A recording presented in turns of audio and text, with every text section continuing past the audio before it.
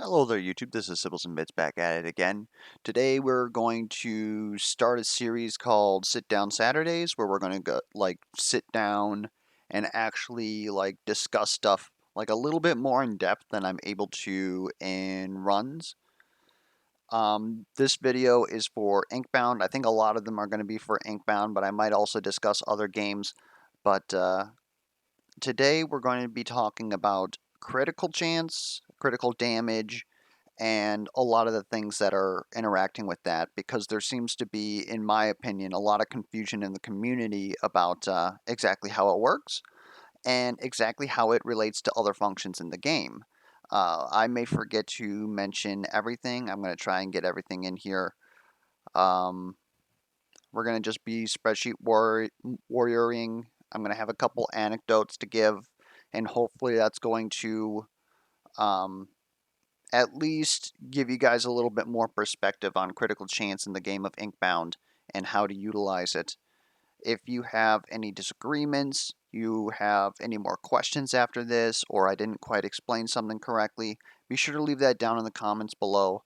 Or if you have an idea on what you would like to see discussed next week, go ahead and leave that down in the comments below, and I'll add it to a list. If it's easy enough, I'll just answer it down in the comments. But yeah, hopefully this goes well. I'm hoping for this to be somewhere around 10, it might get to 20 minutes, somewhere around that area. I think that while technically simple, I think that there's a lot to talk about as far as critical hits are concerned in Inkbound, because there's a lot of actually um, different mechanics that associate with it, right? So first off, I'm going to explain how to calculate critical damage at an aggregate. That is, how much damage are you doing over the series of a run statistically, which includes your non-crits and your crits and the average therein. So just to explain my work here, sorry if this isn't explained like I'm 5, but just so that in case anything changes or you guys want to figure out how to calculate your critical damage and your critical damage increases on your own. I'm going to go ahead and explain our spreadsheet here. Up here at the top row, we're going to have our baseline, and we start with 8% crit and 50% critical damage, or when we deal critical damage, we deal 150% of our base damage.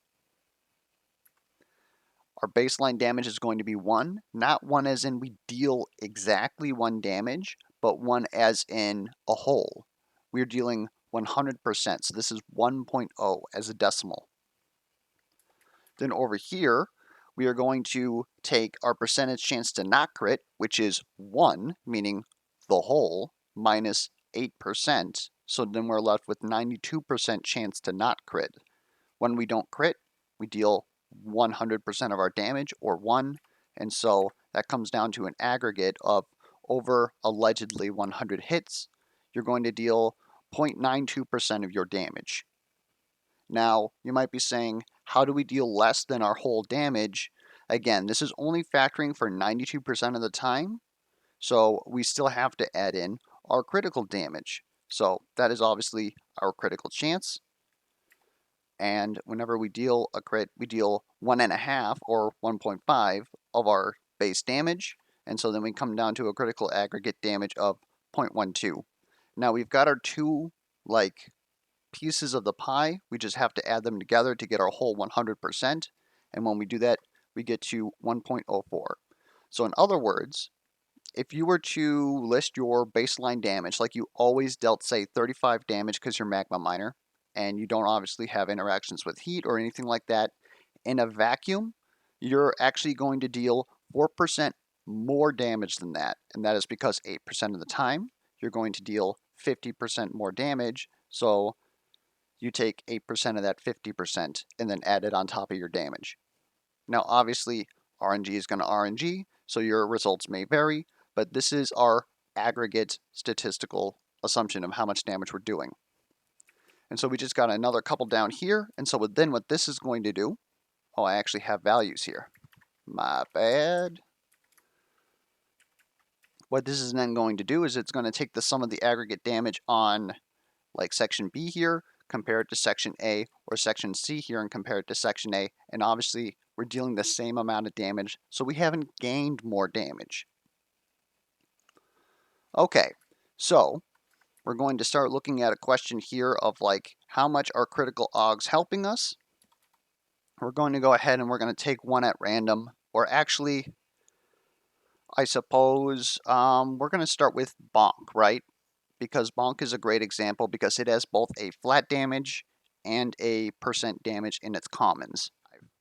So now we're going to compare these two, and we see that plus 10% crit chance is only a 5% damage increase over our baseline, and plus 10 is a 29% damage increase over our baseline.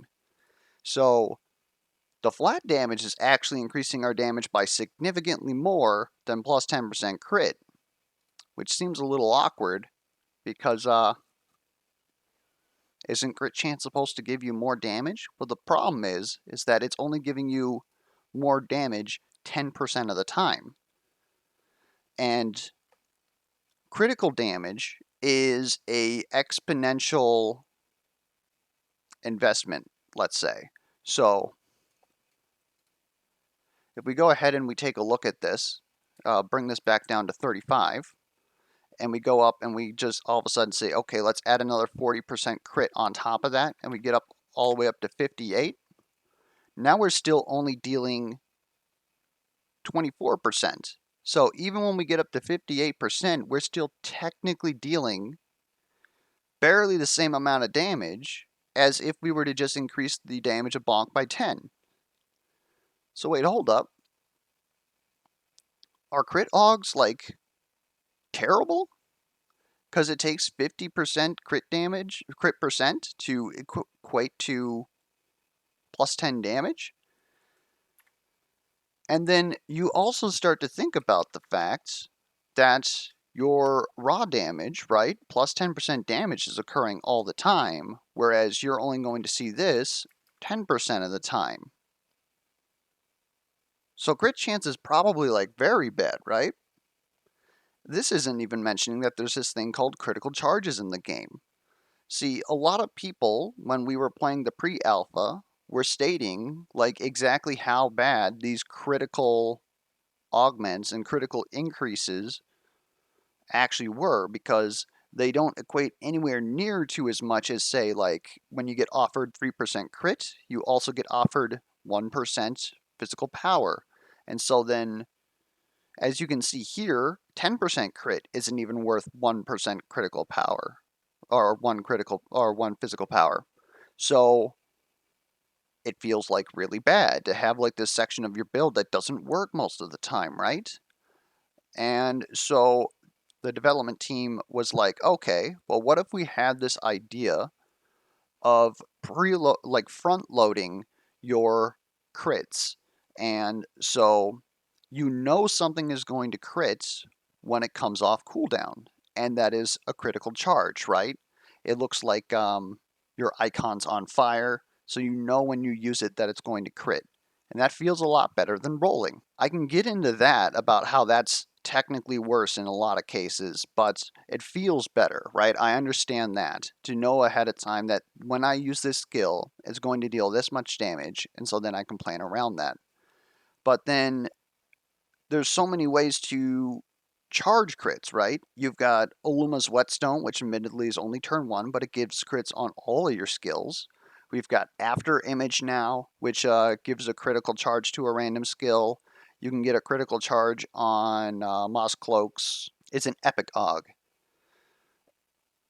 And you can add more critical charges onto After Image. You can get critical charges off of Counter Assistance, which is like in the uncommon tier, so you can get it out of the Sea of Ink. So, hold up. If I can force crit chance, like, why would I ever take crit chance, right? Like, it doesn't feel like it's actually worth it, right? That's actually still not true, and I think that that's one of the main common misconceptions that I see a lot, is that if I can force my crits, why would I ever need crit chance? Because forcing my crits just leads to more crit damage. Well, technically yes, but it doesn't lead to more damage. See, let's take a couple of those examples, right? Go back a little further. Let's go to counter assistance. For those of you who don't know, counter assistance is at the start of every turn, grant a critical charge. And so now you have a guaranteed critical charge. Let's go ahead and put this at 170 because I believe it gives 20 critical damage. So once every turn, your bonk is going to 59 damage because it rounds down. So you lose a little bit of damage, but if you're normally dealing 35, now you're dealing 59, you just gained like 24 damage every turn. There's much better uncommon Oggs for dealing 20 damage a turn. So in a vacuum, counter assistance is actually like pretty terrible. And you might be saying, okay, well, why are we looking at bonk, right? What if it goes ahead and it hits your smash? Now all of a sudden, instead of doing 120, you're doing 204, you just gained 84 damage. 84 damage is a lot of damage, right? Especially in the early game. Oh, it absolutely is. The problem is how critical charges work. So allow me to get rid of all of this here for a second. And forgive this because I took this out of Windows Media Player. Up here at the top is that example there. Okay, so we've got Bonk, we've got Leap, both deal 30 damage. And then you also have Smash. My Smash here has the Heavy Smash, which is plus 45 damage, so I'm even looking forward to it even more. The problem is that the critical charge is going to hit a random skill that is off cooldown. And at the start of combat, all of my skills are off cooldown. So I have a 33% chance to get 20 damage on Bonk.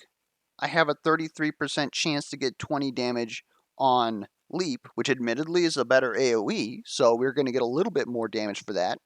And then I have a 33% chance to actually hit Smash, which I want to kill a treasure pot, or get rid of a medium, or like deal a ton of damage to a heavy after I've gained heat with the other skills, right?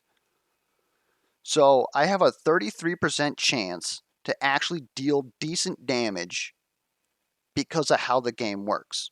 And as I said, there's much better options to get plus 20 damage, like Valmark, um, even like Parsimony's Power Source gives you an extra action so you can bonk, which also gives you heat, which is technically even more damage, but we're trying to look at just base damage in a vacuum. Prime crit charges aren't always good. So let's go ahead and say, okay, well, what if we use After Image? All right, After Image at a baseline gives you a stack of evasive, which is good because it's defensive, and then primes a crit. Well, you're still running into that same situation here, where like you can use your leap and put it on cooldown, but unless you have paradigm shift, your auto attack is always going to be off cooldown. So now you're down to a 50-50 chance, and you're spending one action to maybe get 20 damage on Bonk, or get 80 damage on Smash. So at an aggregate, that's giving you plus 50 damage.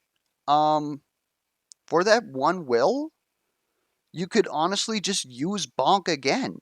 That already gets you almost to that point. Like, again, you get the evasion, which is nice, so it's a good consolation, but you can't guarantee that you're going to hit what you want. And that's not counting that you might have a second skill or a drafted binding that could also take that crit. Most other skills do much more than 80 damage. I'm not entirely convinced that just because you're priming charges, you don't need critical charges. And what exactly am I mentioning there? So let's take a look at the second example here, where I have refraction, but I have two prime crits. So it was bugged and would only apply 1. So this is still priming crits despite the fact that it's refraction. And so I have the purple critical chance on telekinesis here. Now, of course, why would I want to do that, right? First off, I have done crit telekinesis build. It is viable. But secondly, if I'm priming critical charges, why would I waste time putting critical chance on my auto? Well, like I said, your auto is always available unless you have paradigm shift. So if it has a crit, because it just naturally crits on its own, I think at this point we're at like 30%, maybe 40% crit. So chances are it's going to have a critical charge. I can always use Psychic Pulse to put it on cooldown. And then I have 2 skills here that can't gain crit charges because they don't have a damage component. So at that point, I can guarantee that I'm going to get a critical charge on Super Spirit Bomb, which was the idea of the build. In another instance, much later, I'm stacking up a bunch of precision charges. So I want to pay this out on Super Spirit Bomb, right? But now I'm at a 50-50% chance. If I was to use refraction here, it would probably hit astrokinesis, or have a 50-50% chance to deal plus 10 damage, or have a 50-50% chance to deal like all the crap tons of damage that I would get off of Super Spirit Bomb. Having that crit aug on astrokinesis meant that all I had to do was use 1 will to move it, and now I could guarantee that crit on Super Spirit Bomb. Because otherwise, another thing to note is that After Image has a cooldown of 6 turns. Or if you're getting your orbs, you can get it every 3 turns. So I also am not convinced that After Image is a good alternative to critical chance, because you're only getting that guaranteed crit every 3 turns unless you're putting even more investment into it. At which point, yeah, it starts to get a little bit better. And I think what it basically comes down to is critical chance is complicated. But just because you're priming critical charges does not make critical chance not important. Because another thing to note is that if you're not clairvoyant, it's very hard to get up to 6 precision charges if you're critting on everything because you have too much crit chance. Like I said, it's very complicated, but the two systems are not, one's not better than the other, and they have to work together in tandem. So, another good example is that we have Moss Cloak, right? And Moss Cloak's throw starts at 23%, has the same damage, thankfully, and he has a rare aug that adds 43% crit. And he also has a common aug that adds 10 damage. Now we're looking at baseline throw versus a common aug that's adding plus 10 damage. And then we have a baseline crit mod that is adding plus 20 at rare. So even looking at this, this is worse than 1 physical power. So why does Moss Cloak's plus 20% crit mod at rare get taken? Well, 1, it scales very well off of crits, right? If you get, venomous throw, poisonous throw, you get double the poison whenever you crit something. So you're not even really looking for it to crit, it just does crit. And another thing is that Moss Cloak's kit by itself functions completely different than the entire rest of the cast because of how it synergizes together. Looking down here at this bottom example, this is an example of Illuma Sweatstone proccing, but it's also the point that Dash, one of their core skills, does not get critical charges because it doesn't have a damage component. And even if you put on, Deadly Dance or Shuriken Jutsu that deals damage, it still won't get critical charges. So if you're able to get Throw to a point to where it's gaining critical charges, what do you have left? You have Flurry, your main payout attack. You have a purple aug on Dash that primes a critical charge. So let's assume your throw already has a critical charge. You dash through something, you mark it for plus 100% damage taken. You have the purple aug. What is it going to hit? Something that actually does damage, your drafted bindings. And so now you can pay that out. Maybe you have the green aug that allows you to use dash again. So now you're going to dash again, use your other payout skill. And this is why Moss Cloak functions very well with both critical charges, but also crit chance. Because of that baseline 15% critical chance that's on the skill, and that plus 20 critical aug, you're really setting yourself up for success. And this isn't necessarily like Moss Cloak specific, right? Because up here in the third example, I have two skills which are giving me precision stacks and defense and positioning, and also like critical charges. These can't get crits. This is most of the time going to have a crit, and I can always put this on cooldown. So I have funneled all of my entire build into just critting with a single skill. But that doesn't mean that I neglected critical chance to get here. You can do this with a whole bunch of other things. If you are trying to just auto attack on, say, Moss Cloak, you can try to make sure that your flurry's always on cooldown. Maybe you've already used your cleave and then you have after image, so you're just always proccing crits on that. So that anytime that it doesn't proc a crit, you're then using after image to supplement it. Another thing, just if you have a handful of crit, just try using an oozing jelly in a boss sometime and see how much you actually have to use after image to gain crits. That's all I'm going to say. Now, so I'm going through all this, and obviously what this all means is that I think that critical damage is fine. No. I have recently submitted a bunch of, get rid of all this. I've recently submitted a whole bunch of supposed critical changes that I would like the devs to use at a baseline, of course, like we said with the Moss Cloak example, critical damage is different in different kits, and it's complicated. Generally speaking, autos want different types of crit than other skills. And so I came up with these numbers. So what this is this is your average white aug on a skill will increase your damage by around 35% more. Obviously, some are more equal than others, and that's dependent on the skill, right? Because you've got stuff like Obelisk that's gaining plus 100% damage there, but it's on a skill that does 10 damage, so it's a little bit different. Greens, you generally increase your damage by about 65%, blues are around 100, and purples usually go 100 plus, or do some sort of extra utility or scaling like will reduction. And this is the baseline that I came up with that makes good crit augs at that level. And you may also notice that down here, the increased more damage is still less than half of the average damage. Yet we do have purples that are 2150. We have that on Stitch. We have that on, God, I had this. What was the other skill? Is it Zap? I don't think it's Zap, is it? Maybe it's Zap. We have it on Telekinesis. There's a couple of purples that are this big, and they actually feel good to take. Again, since critical damage is exponential, you can't really put it at the same level as the other flat damage augs or like putting down DOT augs, because then it becomes the best thing in the game.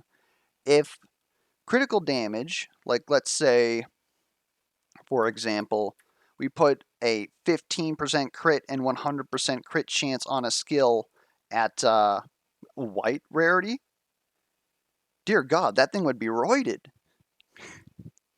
It would be absolutely roided. 1 out of 5 times, you would deal like almost triple damage, depending on what skill it is. If it has a cooldown or not, of course, that could be like pretty potent. Anyways, we have gone past our time here. I think I've said everything that I need to say. Again, if you have any sorts of feedback, any other things that you think that I missed out that you feel needs to be added to the conversation, I've left you with more questions and answers. You have suggestions for future weeks, be sure to leave that down in the comments below. I want to see all of it. And until next time, we will catch you guys around.